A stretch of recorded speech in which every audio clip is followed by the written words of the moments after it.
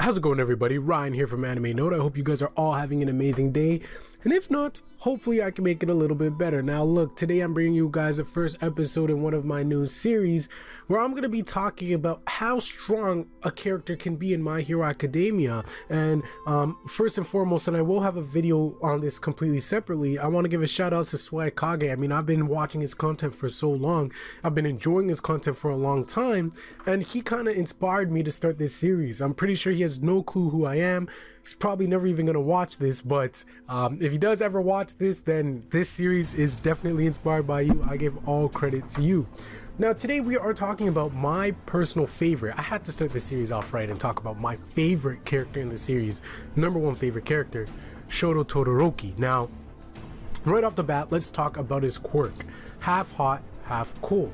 So this quirk is definitely one of the most strongest quirks in the series. I mean, someone could make the argument that it is the strongest quirk in the series. I mean, it could be a valid argument just based off Endeavor, which I will talk about a little bit later. But what half hot, half cold does is it gives Todoroki, Shoto Todoroki, the ability to control both fire and ice, which is very, very powerful. But if we talk about Shoto's weakness, which is a pretty big weakness, then we can see why it's been limiting him to actually meet that potential. Now, all the potential in the world is there. I mentioned Endeavor a little bit earlier. I'll talk about that right now. Endeavor, who's currently the #1 hero, previously the #2 hero, created Shoto. So his whole purpose for having Shoto, for wanting to have a child with his wife, is to have a kid that has the ability to overcome the weaknesses of his own quirk, his fire quirk, and the fact that it allows him to overheat when he exerts too much of his power, thus rendering him useless. All quirks have some type of downside. So Endeavor's mindset was, okay, if I can create a child who can counteract this negative, there's no reason why he can't be the strongest hero, because I'm #2. And of course now Endeavor being #1 with only just fire. The thing is, obviously we see the struggle with Todoroki, Shoto Todoroki, so I have to say the names because technically Endeavor's Todoroki as well. But we see Shoto have the struggle with only wanting to use the ice and not wanting to use the fire because of his father, but then obviously Midoriya helps him break out of that, so that was Shoto becoming a little bit stronger. But the biggest weakness, and the thing that's limiting Shoto's potential ultimately, is the fact that he has too much natural talent. He doesn't have the creativity. Shoto is very powerful, definitely top 3 in class 1A easily. I don't think anybody would even argue that. But he definitely, what I would say, and keep in mind, like I said, Shoto is my favorite character in this series. In my opinion, he is behind Bakugo and Deku up until this point, even in the current manga chapters. And that's because he is purely based off talent. Like, he's brute force. Like, Shoto Todoroki is all about nuking. Like, he is very intelligent. He has different ways to maneuver around the field. He has different ways to be defensive, how to use his quirk to his advantage, as we seen when he was facing Midoriya, where he set his ice wall behind him so he wouldn't get pushed back from recoil. He has all of that, right? He has the intelligence, but he does not have the pure creativity that Midoriya or that Bakugo have in their fighting styles. They innovate, they create different things, they use their quirks in different ways and create different diversions in order to maximize their abilities. You look at Deku, how he created full cowling and shoot style so he can avoid injuring himself and continue to fight. You look at Bakugo, where he uses different versions of his explosions in order to create mix-ups, in a sense. If you guys are familiar with fighting games, he'll come at you straight and then he'll bait you with his right hook, bomb himself up into the air, bomb himself sideways so he goes behind you, all in an instant, and all of a sudden he's behind you and then you take a full blast. Wow, phrasing, but but you guys get what I'm saying. That instinct, that creativity, that thinking on the spot, that intelligence. We know Shoto has the potential to do it, but because he has so much natural talent, he doesn't have to, because he's so used to just brute forcing his way through. And we have character proof of this. We have Stain, one of the most impactful characters in this series, even straight up tell Todoroki, he says, hey, you have a lot of potential, kid. You're strong, but all you do is you come too forward. You brute force way too much. You don't have full mastery of your quirk. Your endurance isn't going to last because it's basically like a RPG where you just spend all of your mana, right? And in one final attack, it doesn't kill the enemy and now you're out of mana. That's Shoto Todoroki. He just uses all of his power. If it hits, amazing. It can one-shot. We've seen it happen before. If it doesn't, then he's pretty much screwed because he doesn't have creative ways of fighting. He doesn't have ways to come over his weakness because up until this point, he's been able to rely on just his pure natural talent alone, just brute forcing. And the brute force method, we would figure that Bakugo would be more of a character that would lead towards that, but even Bakugo knows that that's not enough. He needs to innovate. He needs to keep his opponents on their toes so he doesn't become predictable. If you look at Endeavor, Shoto's father, he has full mastery over his fire quirk. We've seen it in the most recent arc where he pretty much was the main character, and we've seen that he can manipulate his flames, or he's basically using them as a propeller in a sense. He's using them as fire rockets to fly. Like Endeavor can fly just off his fire. We see him creating weapons. He can create fire spears to throw. You see, Endeavor has complete mastery over his fire quirk.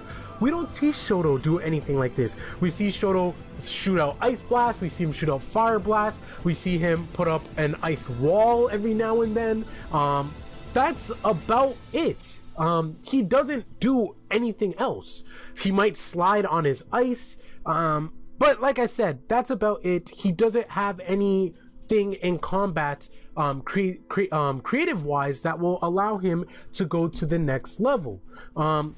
I've been hearing a lot of theories. I've been hearing a lot of ideas where people are saying that Shoto should learn how to make his fire his offense and his ice his defense, like how Gaara from Naruto uses his sand and he just stands there and his sand will just come up and protect.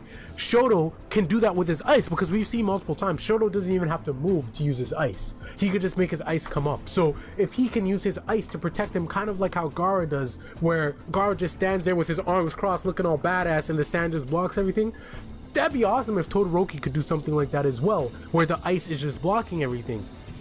But ultimately, he needs to get better at lowering his overall capacity for his attacks. He needs to get better in melee combat and close-to-close combat as well. And that could be coming off manipulating his elements into weapons. We see that it is possible. We've seen Endeavor create fire spears.